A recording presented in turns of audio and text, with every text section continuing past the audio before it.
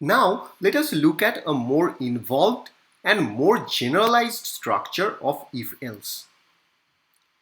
In this slide, in the left hand side, you can see a general structure of if-else. Here, if is followed by a condition inside a parenthesis. And based on this condition, the program is going to select which group of statements should be used.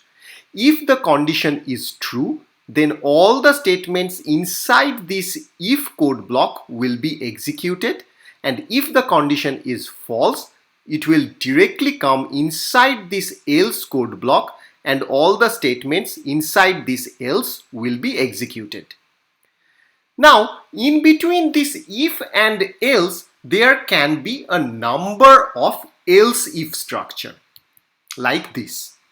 This else if structure basically adds some more branching factor in your code.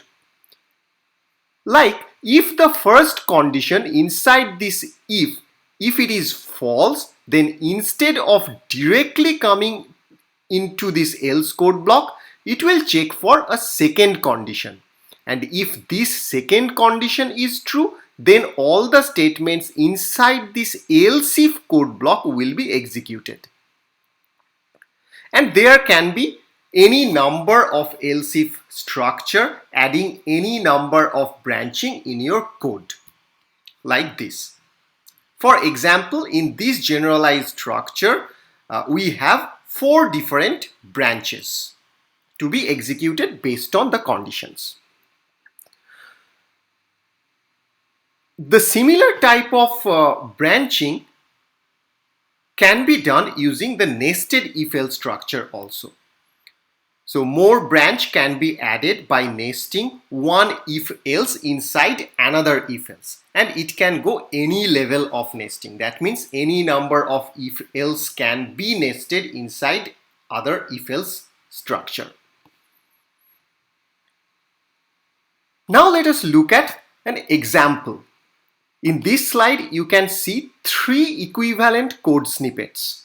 All of their results will be same, and in all the program, our motivation is to ask the user to input some score, and then based on the score, we are going to print some message.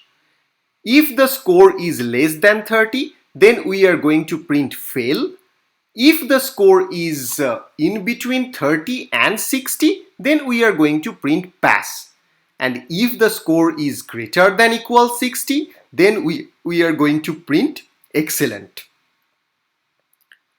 Now in this, in all the code snippet, the first if condition is same for all. That is checking whether the score is less than 30 or not.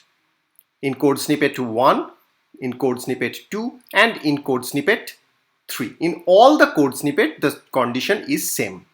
And if the condition holds true, then we are going to print fail.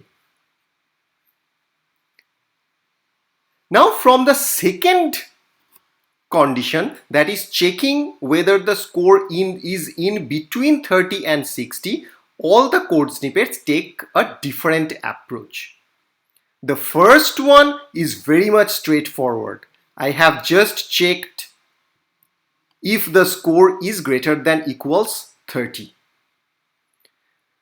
However, in the second code, I have just used an else instead of using this big condition like score is greater than equals 30. Why? If you look at it more minutely, you will realize that this score greater than equals 30, this is nothing but the negation of score less than 30. That is, score greater than equals 30 means score is not equal to 30. This same purpose, this same negation can be achieved by using one single else keyword. That's what I have done in the code snippet 2. That is why this code snippet 1 and 2 both are equivalent. Now once you have understood this concept in code snippet 2, then it will be really very easy to understand code snippet 3, where I have used the else statement simply in a different line. Instead of using this else if together, I have created an entirely different else code block, and then I have checked other conditions. So this is why the second condition, whether it is this code is the second condition is equivalent. Now once this equivalency is understood, then you can easily understand the rest of the code. That is, in here first I have checked, after checking if the score is greater than equals 30 or not, I have checked whether the score is less than 60. In here, in code snippet 2 also I have checked the similar condition. In code snippet 3 also I have checked the same condition. And if they holds true, then I have printed pass.